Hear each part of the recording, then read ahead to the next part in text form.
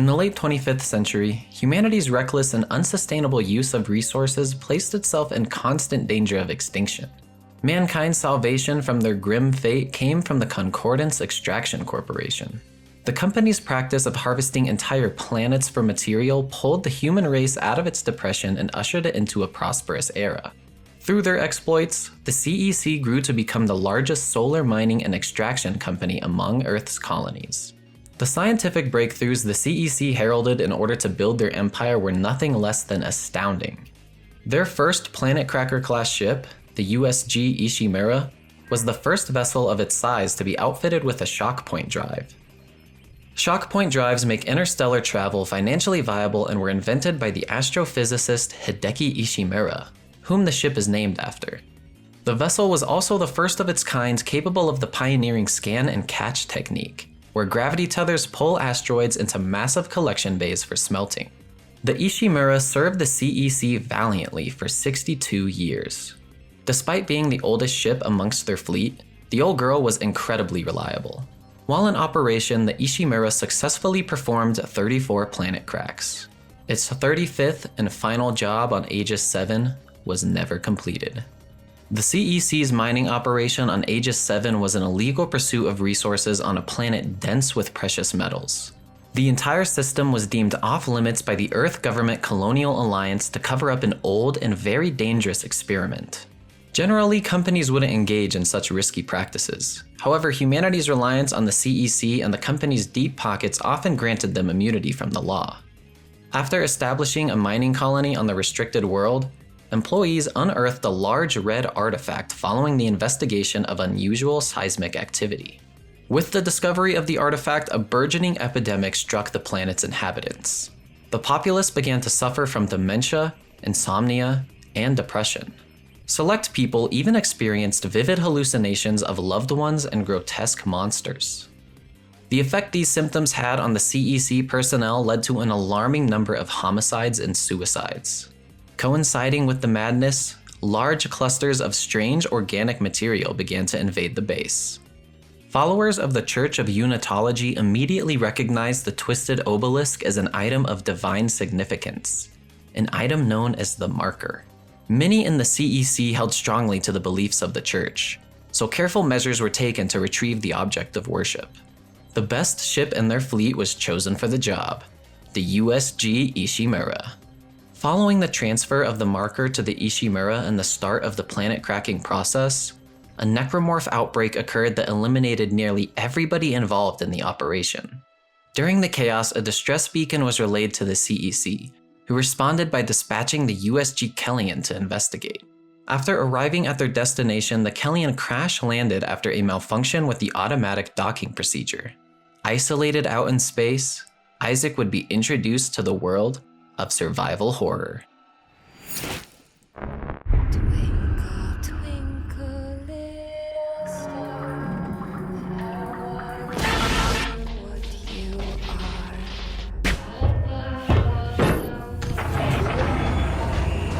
Like an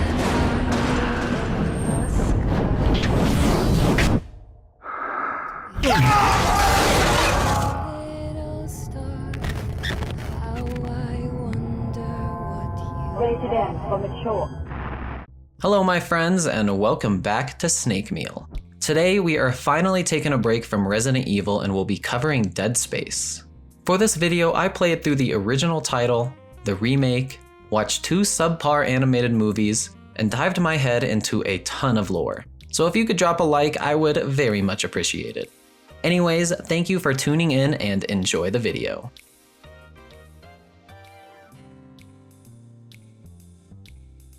All of the enemies in Dead Space can be classified as a necromorph. A necromorph is dead tissue that has been mutated and horrendously reshaped by the genetic altering signal of a marker. Sharing a collective conscious, the repurposed flesh acts with the intention of finding/creating bodies to spread their infection. The process of turning into a necromorph is incredibly fast and gruesome. Bones are broken and put into new configurations, non-essential organs are converted to additional musculature, and the heat generated causes blood to rupture from the skin. In its new form, the organism becomes virtually invincible. It can survive the vacuum of space and shrug off fatal injuries.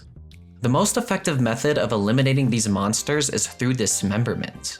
In the first Dead Space game, nearly all the necromorphs evolve from human bodies. The first necromorph we'll be examining is the most common one encountered during an outbreak, the Slasher.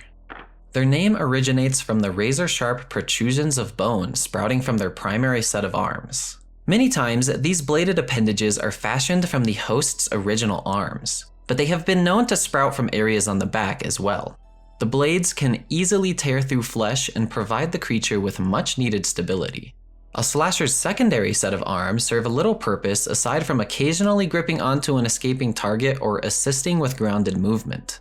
The infection either designates the victim's original arms to this responsibility, or creates vestigial limbs that poke out through the abdominal cavity. In true video game fashion, there are a bunch of different slasher variations. Truthfully, most of them are hardly worth mentioning, but I'll quickly go over the more notable ones. Enhanced slashers are characterized by their black and green tissue.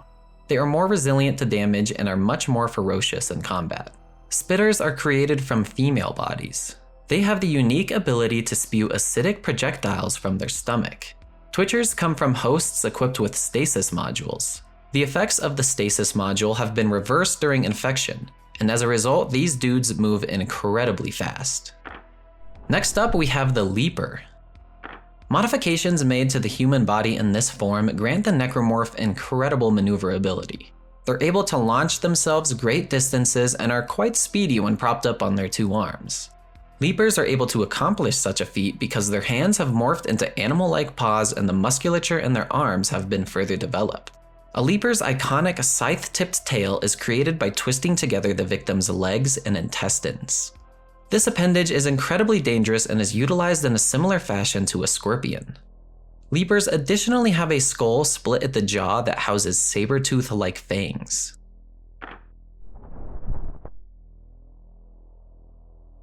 Lurkers are leathery lumps of biomass formed from human babies and infant-like organ banks used in biological prosthetic procedures. Lacking the muscle to efficiently kill, Lurkers rely on their 3 retractable tentacles for long-ranged combat.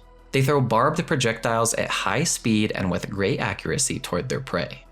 Inside these little nightmares are a bunch of smaller sticky tentacles that dominate the thoracic cavity and lower abdomen. These tentacles provide balance to the creature and grant it the ability to crawl on walls and ceilings. Infectors are more often than not the first necromorphs created by a marker signal. This is because they help to accelerate the infection by turning corpses into enhanced slashers. They achieve this by piercing the skull with their proboscis and injecting it with a yellow fluid stored in an internal bladder. Funnily enough, infectors are a bit lazy at their job. They have a strong preference for corpses that have an existing head wound, as they would rather not crack any skulls themselves. For this reason, many of the unitologists aboard the Ishimura prepped bodies by boring holes into their foreheads. The process of turning into an infector is arguably the most gruesome transformation found in Dead Space. The wings are created from a flap of skin on the chest fused between the former host's bent and broken legs. The jaw sinks into the body and the rest of the head is reshaped into the proboscis and feelers. The next necromorph we'll be examining is the Pregnant. As their name suggests, pregnants are host to a number of smaller necromorphs housed within their abdominal area. These little dudes are called swarmers and are created from bits of flesh. It is entirely possible that some swarmer squads are the decomposed remains of an infant's corpse. Swarmers pose a minor threat on their own, but can quickly take down a target in large numbers. Appendages sprouting from the back of a pregnant are equipped with sharp bone protrusions similar to a slasher. A pregnant will often use these blades to cut open their stomach, releasing the horrors that reside within to ensure their target's doom. The host's original arms have merged into the bloated torso and are difficult to distinguish. To accommodate for their added weight, the former host's legs have been modified and made shorter. Guardians are stationary necromorphs anchored onto walls. The collective conscious uses these enemies to guard important areas of infection or as a hindrance to traveling survivors. They are created when a human body merges with the corruption. The corruption is an ever-growing mass of necromorph tissue that appears alongside an outbreak. It removes oxygen from the air and metabolizes it into an unknown poisonous gas in conjunction with the Wheezers. More on that later. Unlike the other necromorphs, Guardians take some time to fully develop. A Guardian in its immature stage will still retain some resemblance to their human host. In this state, they are incredibly weak and lethargic. The only method of attack an immature Guardian has is by pathetically whipping around its host's entrails. As a Guardian further mutates, it strays further and further away from having any human resemblance. The dangling body has now been entirely consumed by the corruption. The lower jaw and part of the neck have disappeared, leaving an open trachea where newly created tentacles reside. These tentacles will pop out when the Guardian detects a threat to further anchor it to its spot. A special scythe-tipped appendage hides in the trachea as well to combat close-range targets. The abdomen area is host to a newly developed orifice. This orifice serves as a canal for the corruption to spit out embryonic spawn known as pods. Every shooter needs its mobile red barrel, and in Dead Space, that responsibility is designated to the Exploder. On the left arm of this creature is a large pustule filled with glowing yellow chemicals. This substance is incredibly reactive and will detonate if messed with. When an Exploder is within striking range, they'll attack their opponent with this arm and sacrifice themselves in the hope of obliterating their prey. To counterweight their arm, an Exploder's legs and right arm have mutated to shift the creature's center of mass away from the pustule. The effect of this has limited the creature's mobility to stumbling around awkwardly. The last notable mutation to mention here is that the host's skull has split open to create a makeshift jaw. Our next necromorph is my personal favorite, the Divider. All of the major organs on this beast have either fallen out or been assimilated. The host's musculature has degraded away and barely holds the Divider together. Fingers on each hand have fused together to create 3 long claws, which the Divider uses to attack his opponents. Dividers also utilize their tongue to strangle victims from a distance. After sustaining enough damage, a Divider will separate its appendages to become independent entities. When separated, these guys are known as components or Divider spawn. Divider spawn act with the intent to distract their prey so that the head component can hijack the body. The best way to deal with these guys is with a flamethrower. Kurt Russell taught me that. A brute is an amalgamation of multiple human corpses fused together. Their bodies are almost entirely covered by a thick exoskeleton made of bone and calcified skin. They'll use this exoskeleton to shell up in the situation that its weak spots are under attack. If an arm is removed and the brute can no longer run around like a gorilla, they'll spew bomb-like projectiles from a sac in their chest. Just like many other necromorphs, there is an enhanced version of the brute. In the original game, Hammond is killed by one being torn limb from limb. This differs in the remake, where Hammond sacrifices himself to kill former crewmate Aiden Chen. The Hunter is unique in that it was partly created by the mad Dr. Chalice Mercer. Mercer was the second science officer aboard the Ishimura and was a unitologist fanatic. When he was tasked with studying the colonists affected by the marker's signal, he became particularly interested in the ramblings of Brent Harris. In an attempt to learn more about the marker, Mercer injected necromorph biomatter into Harris's brain. From his findings, Mercer learned to communicate with the marker and interpreted their conversations as a sign to create new necromorph forms. Mercer regularly observed Harris while the infection in his brain slowly took control. The Hunter is a regenerator type necromorph, meaning it can grow back lost limbs in a matter of seconds. It resembles a slasher but is bulkier, taller, and more red. Harris's skin has been replaced by muscular tissue and tentacles droop down where the jaw used to be located. If you look closely, you can see that Harris's original arms have become bound to the body, positioned as if in a straitjacket. The Slug is a big goopy guy that only appears in the original 2008 game. Making its home on the Ishimura's blast doors, the Slug eliminated any opportunity for Isaac and friends to broadcast a message to the incoming USM Valor. To resolve this issue, Isaac manned an anti-asteroid cannon to kill and evict the monster. As its body floated off into space, Kendra Daniels sent a message to the Valor warning them that the escape pod they procured had a necromorph inside.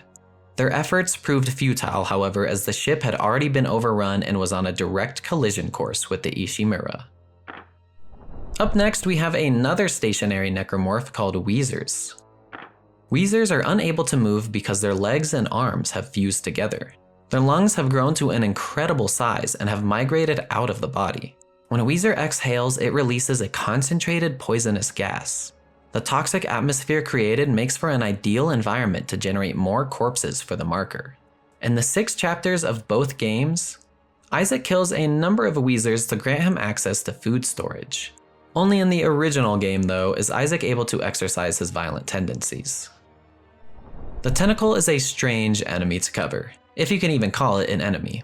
Tentacles are either completely independent or owned by the Slug, the Leviathan, or the hive mind. The independent ones are distinguished by classifying as a drag tentacle or a guardian tentacle. Drag tentacles pop out of holes to pull their prey into its burrow. If you allow Isaac to die to these guys, you'll be rewarded with some great death animations. Guardian tentacles remain dormant until an unsuspecting victim wanders too close. The only vulnerable spot of a tentacle resides in its yellow sac of glowing liquid between the stem and tip. The Leviathan is a massive amorphous necromorph that collided with the Ishimura and made its home in the food storage facility. The origins of this creature are unclear, but that won't stop me from speculating. It's unlikely that the Leviathan coincidentally drifted through the vast emptiness of space and hit the Ishimura. After all, necromorphs will melt into an organic soup when outside the vicinity of a marker. For this reason, it is way more likely that the Leviathan was ejected from Aegis 7 by order of the hive mind or as a result of the planet cracking process. If this is the case, I think it would be safe to assume that the creature's immense biomass was built from the many colonists inhabited on the planet. The Leviathan's presence aboard the Ishimura greatly increased the rate at which the corruption was spreading. This, along with assistance from the Wheezers, made the hydroponic deck nearly uninhabitable and threatened the air quality of the rest of the ship. The threat was eliminated after Isaac killed all of the Wheezers and the Leviathan. In the remake, the Leviathan returns for a second battle. It replaces the Slug, but their purpose in the story is shared.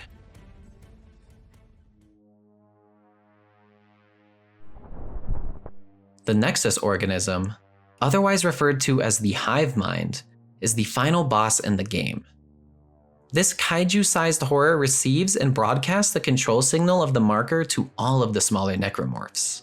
It is able to do so by utilizing the nerve clusters within its body to emit and receive bioelectric signals.